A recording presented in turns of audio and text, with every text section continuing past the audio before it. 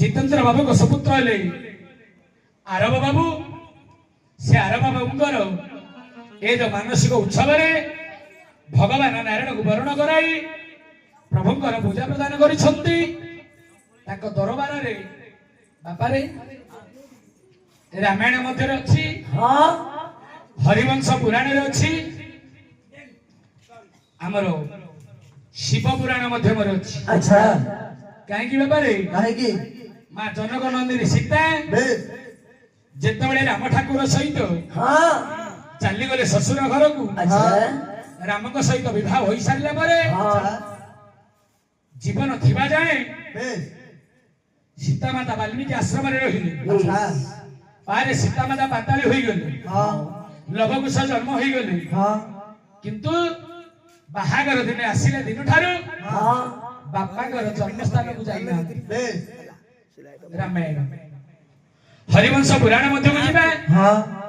समुद्र मंथन हेला परे लक्ष्मी और लक्ष्मी दी भौणी आज्ञा लक्ष्मी जगन्नाथ विवाह गले अलक्ष्मी रहिले बाप घरी सेते बेले बारंबार कहिले मोर बड़ भौणीटा रहिला ता पे कोनोसी तुम दया करो भगवान ठाकुर मातंग ऋषि की विवाह कर देले हेले अलक्ष्मी रो काम कोन जो जगह खराब जिनिस से जगह से वास करिवो मातंग ऋषि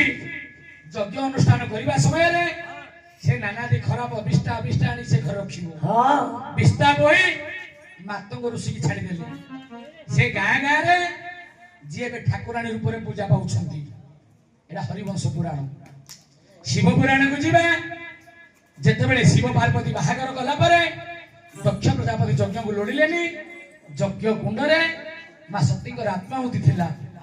तीन तीन पूरा पुराण रछि बापा। अच्छा को पुराण ठीक आपण माने चयन करिवे कारण पुराण होची अगाध बारी दिया गया पार्थिव ब्रह्म गीता रे मती अछि। अच्छा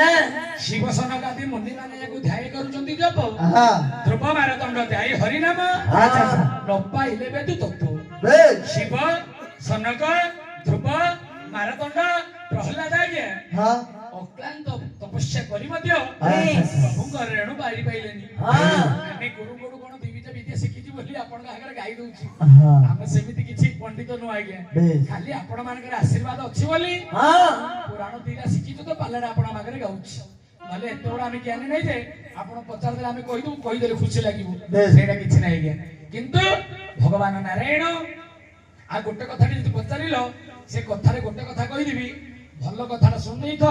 केतले हमको मन पकाउथु कोन भाई बाबा कोन तमे माने जानिछो रामकर केतुरा पु तमे माने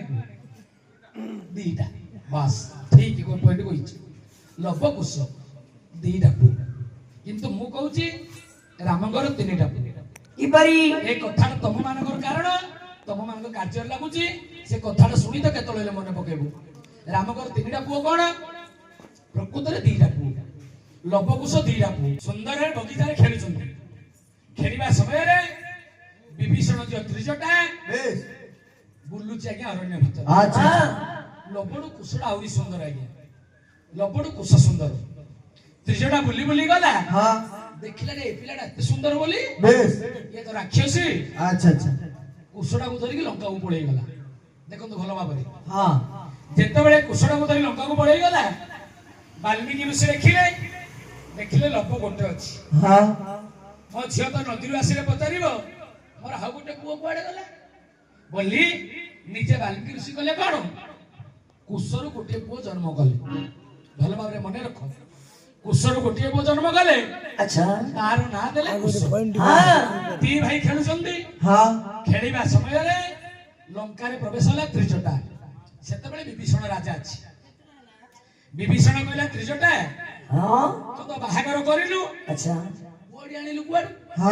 मु तोर बापा राजा अछि राज्य रे मते कोन कहिबे। अच्छा अच्छा बाहा नबा गुटे झियो ओडी आनिछि तो एमिति काम करना मा तू गोटे काम कर जो पोडा जोठी आनिलु सेठी नै कि छाडी दे देखो तू भलो बाबरे त्रिजटा विभीषण कहला जो जागर पोडा आनिछु नै छाडी दे। अच्छा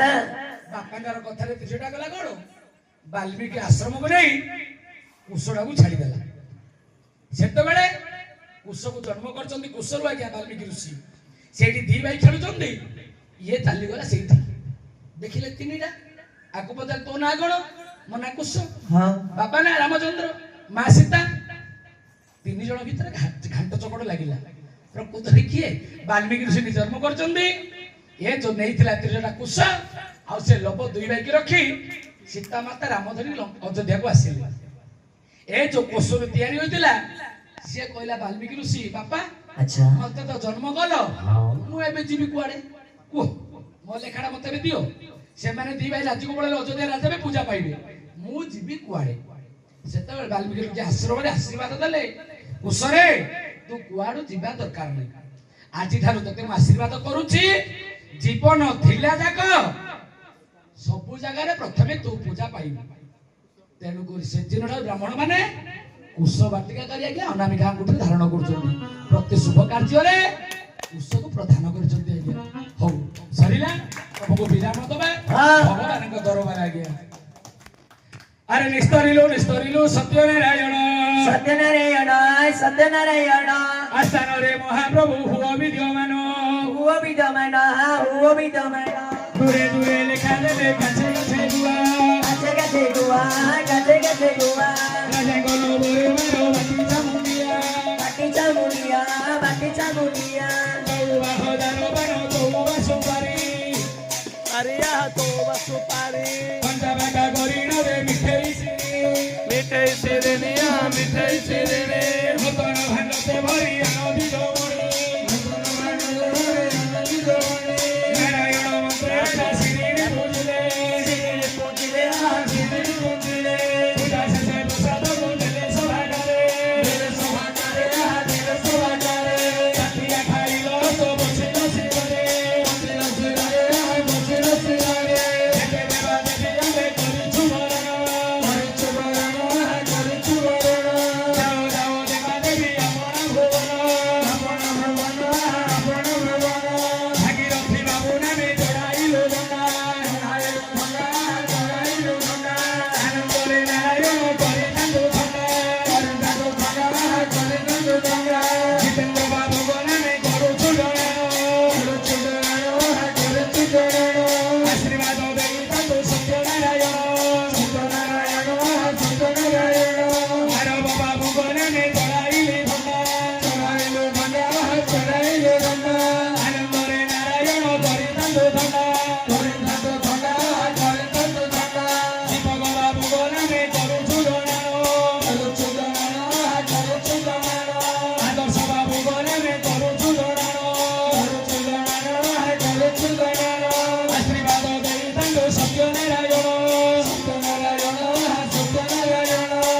ପରିବାର ନାମେ ଚଢାଇଲୁ ଧଣ୍ଡା ଶୀତବାସ ବାବୁ ପ୍ରଭୁ କରିଥାନ୍ତୁ ଥଣ୍ଡା ଯାଅ ନାରାୟଣ ମଙ୍ଗାଉ ଆସବ କାଲି ଆଜ୍ଞା ହେଲେ ବୋଧ କରିବୁ ଗାୟନ